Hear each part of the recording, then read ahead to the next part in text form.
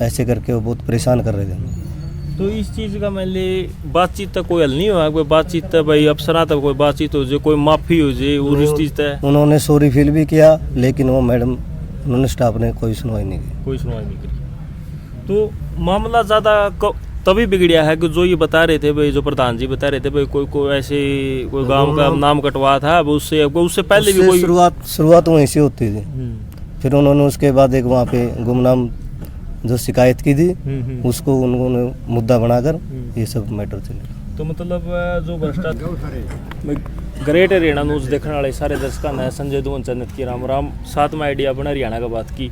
ये फिलहाल दोबारा पे सरसोद गांव तक फिर जुड़े हाँ बिचपड़ी सरसोद बिचपड़ी जो कट्ठे गांव है, मैं आप बिचपड़ी वाली साइड की जो पंचायत उसमें ही बैठे हाँ।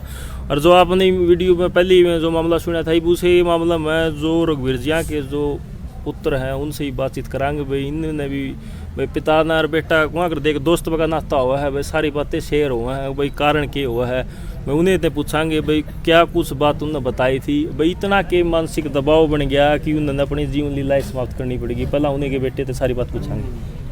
नमस्कार भाई। नमस्कार। अपना शुभ नाम? अनिल जी। अनिल। अच्छा, यो जो आपके पिताजी थे जो जीआरपीएफ में तैनात थे जी, तो इन आपने पता भाई आप उनका ऊपर केस था, एफआईआर थी, तो आपसे भी बातचीत होती होंगी कि भाई मेरे ऊपर ऐसे ऐसे है, मैं बताया होगा भाई, पिता तो बताता है भाई, सब कुछ बातें होती रही जी। 3 महीने पहले से मुकदमा चल रहा था। उनकी ट्रांसफ़र भी हो गई थी चंडीगढ़, लेकिन बाद में वो यहाँ आ गए। रिटायरमेंट यहीं से हुई थी, लेकिन उन्होंने एक गुमनाम चिट्ठी के आधार पर उनके पे ऐसे ऐसे आरोप कर दिए कि उन्होंने सुसाइड के लिए कदम उठाना पड़ा, जिनमें मैडम संगीता कालिया, जोगिंदर सिंह, डीएसपी गुरदयाल सिंह, सुरेंद्र सिंह, महेंद्र सिंह और कश्मीरी लाल रेडर शामिल है।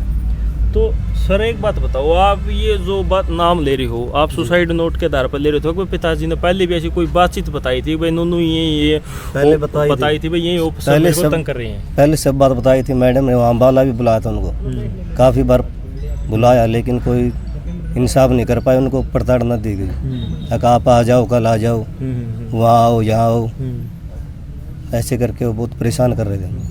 तो इस चीज़ का मान ली बातचीत तक कोई हल नहीं हुआ? कोई बातचीत तक भाई अफसरा तक कोई बातचीत हो जाए, कोई माफ़ी हो जाए और इस चीज़ तक? उन्होंने सॉरी फील भी किया, लेकिन वो मैडम उन्होंने स्टाफ ने कोई सुनवाई नहीं की। कोई सुनवाई नहीं करी। तो मामला ज़्यादा तभी बिगड़िया है कि जो ये बता रहे थे भाई, जो प्रधान जी बता रहे थे भाई, कोई ऐसे कोई गांव का नाम कटवा था, अब उससे पहले भी कोई शुरुआत वहीं से होती थी। फिर उन्होंने उसके बाद एक वहाँ पे गुमनाम जो शिकायत की थी उसको उन्होंने मुद्दा बनाकर ये सब मैटर चले। तो मतलब जो भ्रष्टाचार के खिलाफ आवाज़ उठाई थी वो, और उसके बाद जो शिकायत दर्ज करवाई थी वो कन्फर्म नहीं था भाई, इन्हें के ऊपर अंदाजा लगा के, एक अनुमान लगा के भाई इन्हें दी होगी, उसी आधार पर उसी आधार पर उन्होंने सब कुछ एक्ट लगाया, सब कुछ वो किया, उसी के आधार पर उन्होंने। तो SC एक्ट का तो एक कर्मचारी जो वर्ग तय, मैं ये बात को जमून वाली तो नहीं है भाई, SC एक्ट ऐसे कैसे लग जाए? कोई उड़ा कोई किसी तरह का गाड़ी को स्टाफ वहीं से ना, जो सभी गैंग है वो उसी कैटेगरी में है। कोई लड़ाई झगड़ा हुआ था? नहीं, किसी के साथ कोई वो लड़ाई नहीं। तो पारिवारिक लेवल पे भी भाई SC एक्ट में झगड़ा नहीं हुआ, तो भाई इस चीज़ खातर परिवार के भी आपके कभी गए हो वहाँ ऑफिस में? परिवार इकट्ठे गए थे, लेकिन फिर भी कोई वो नहीं होते, बस आगे आगे टाइम देते रहे, कर लेंगे, ऐसे है वैसे, तुम वहाँ जाना, लेकिन कोई कुछ नहीं हुआ भाई, ये परेशान रही। परेशान नहीं करना जी। राम जी। राम जी। आपका शुभ नाम है? मैं बलवान सुंडा। अच्छा जी। आप इसी गांव से? हाँ, मेरा इसी खाप से हूँ मैं। इसी खाप से। और सारे एक दूसरे के गांव में एक दूसरे के परिचित हैं हम सारे। तो जो ये मामला देखने लग रहे हो भाई, एक ईमानदारी की सजा का इसका पे भाई, सजा तभी बड़ी होगी, भी इतनी बड़ी सजा नहीं हुआ करती भाई ईमानदारी करने की। तो इस बारे में जो प्रशासन के बारे में आपके कुछ विचार है? ऐसा है, जो एक गैंग है संगीता कालिया के साथ में जो लाग रहे हैं, ये एक दलाल किस्म के लोग हैं और वो रुपये कमाए के देवे हैं, झूठे मुकदमे दर्ज कराए और उन हरासमेंट करें। ये जो 2000 वाली 10,000 वाली बात है, ये तो इसकी नींव धरी गई थी, स्टार्टिंग थी यार, और इससे स्टार्टिंग से उसके बाद में बार में आगे से आगे ये बातें बढ़ती गई और यहाँ तक आ गई कि उसमें 182 भी लगाई गई और SC/ST भी लगाया, जिस पर मतलब 4-5 मुकदमे दायर करने का कोई चित्त नहीं था। यानी उसको मेंटली वो डिस्टर्ब किया गया, उसको पर इतना दबाव दे दिया कि जो उसमें पहले उसने 136 दिन की छुट्टियां भी ली थी, तो छुट्टियां ली तो उसके बाद में भी उसका पंडा कौन छोड़ा, और फिर वो 31 जनवरी को रिटायरमेंट हो लिए, उसके बावजूद भी उन्होंने हरासमेंट करने का काम करे।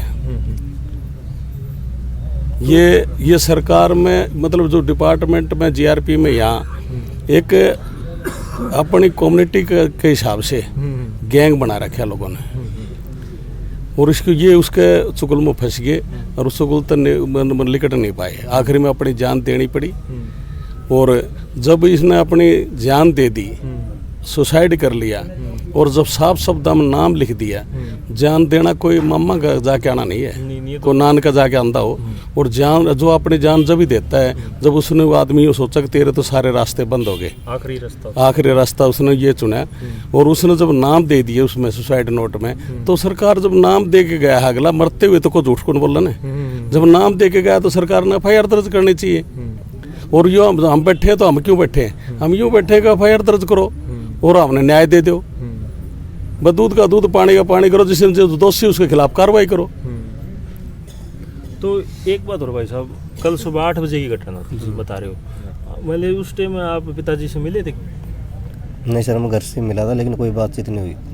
किस तरह का सुबह उठे जब पता लग रहा था कैसे? नहीं बिल्कुल ठीक ठाक थे, नॉर्मली थे, चाय पी, अखबार पढ़ा, सब कुछ नॉर्मली था। ये जो ये रेल की लाइन है गांव से कितनी दूर है? 3 किलोमीटर दूर है।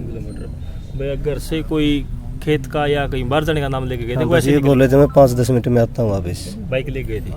नहीं वैसे ही गए थे। तो फिर आपको पता कब लगता है? वहाँ फ़ोन किया, घर से किया था, वहाँ किसी ने उठाया ट्रेन से रोक के, वो बोले भाई ऐसे ऐसे हो गए, फिर हम वहाँ पे पहुँचे।